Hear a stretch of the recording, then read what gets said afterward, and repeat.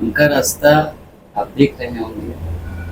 नारायण नारायण श्री हरि विष्णु हर जगह मौजूद हैं। आप तो जानते होंगे सनातनी जिनमें स्नेह जो स्नेह करना जानते हैं वो सनातनी है। चाहे वो किसी धर्म से हैं, हिंदू हैं, मुस्लिम हैं, क्रिश्चियन हैं, ये सब लोग सनातनी हैं। इसमें जो आप देख रहे होंगे यहाँ महात्मा बुद्ध श्री हरि विष्णु कृष्ण के एक रूप हैं, राम जी उन्हीं के रूप हैं।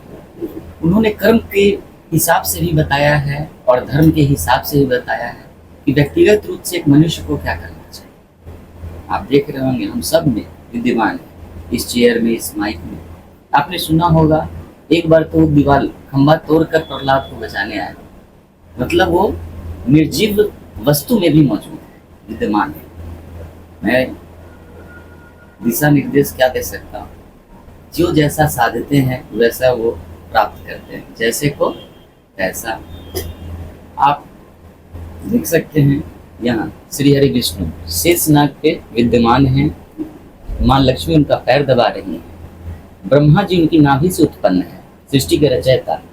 और यहाँ देख रहे हैं महादेव स्वयं, जैसे राम जी के पास हनुमान के रूप में यहाँ देख रहे हैं वो खुद मौजूद है। इन दोनों में एक अलग मित्रता कह लीजिए या एका कह लीजिए, जिसे कहते हैं ना ब्रह्मा विष्णु में है तीनों एक एका, वैसे ही सबके एका एक ही यहाँ देख रहे हैं विद्यमान है।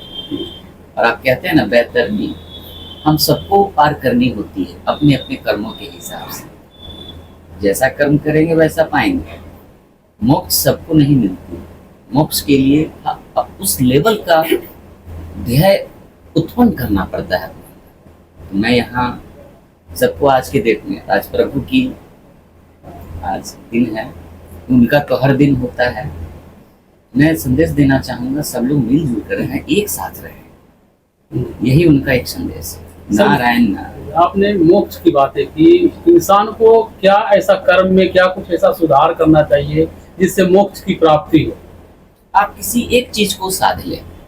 आप आपके अंदर अगर इनसे मतलब एक नाम कहते हैं श्री राम, वो किस ध्येय से, एक होता है मूर्ति पूजा, या मूर्ति के अंदर भगवान को ढूंढने लगे, और एक होता है मन की पूजा, आप अपने अंदर भगवान को ढूंढने।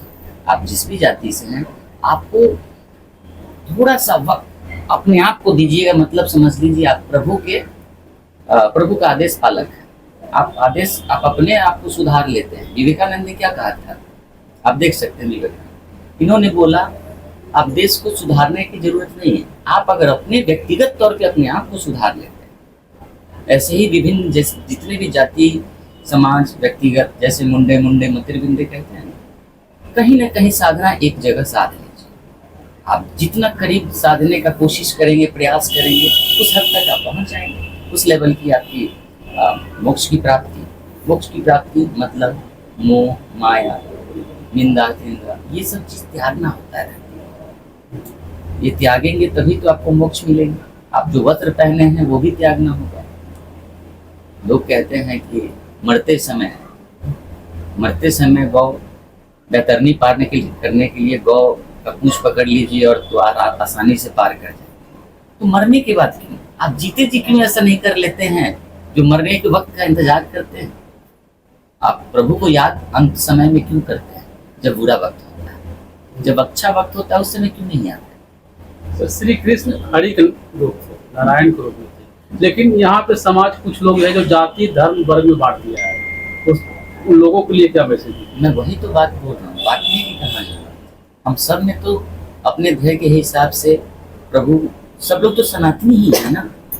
आज विभिन्न वर्गों में बट गए हैं। आप पहले जाइए, पहले क्या होता था, एक कोई ब्रांच है मेन, उसके बाद एक शाखा बन गई, उसका विभिन्न रूप से विभिन्न नाम दे दिया गया।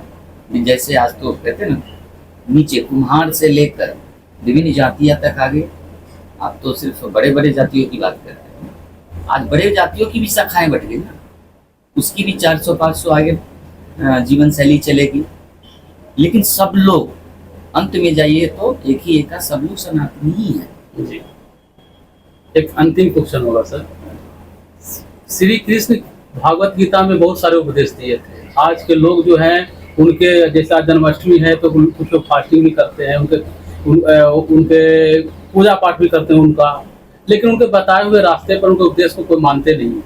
आज के दिन कहिए कल से भूल जाते हैं। श्री हरि कृष्ण जो गीता की बात आप करते हैं, गीता की बात इसलिए ही जरूरत पड़ी थी। 18वें अध्याय में उन्होंने यही बताया है कि आप पहले कर्म करें। कैसे करते? कर्म करें, फल की चिंता ना करें। बहुत लोग फल की त्वरित चिंता करने लगते हैं कि अभी मैंने ये किया, मुझे तुरंत फल मिलना चाहिए। कैसे होगा? वृक्ष लगाएंगे तो बड़ा होगा थोड़ा, फिर फल देगा ना। तो अगर आप कर्म अच्छे करेंगे तो फल, अगर उसमें वृक्ष लगा दिया और पानी नहीं डालेंगे तो फल कहाँ से लगेगा? वो तो सूखना शुरू हो जाएगा।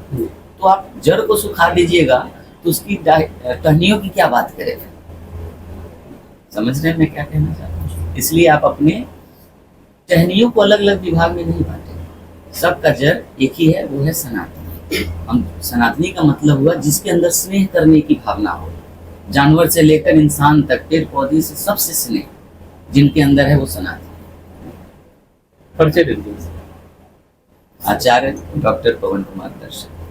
एक क्वेश्चन है सर, क्या कामना करेंगे? आज आपने जन्माष्टमी का त्यौहार किया, क्या कामना करेंगे? आज मैं प्रभु से कामना करूंगा जिन लोगों के अंदर एक आवेश, क्रोध की भावना है वो कम हो जाए समाज में। मेल जोल का स्तर, समरसता की भावना बढ़े सब में। प्रभु का तो यही सोच है।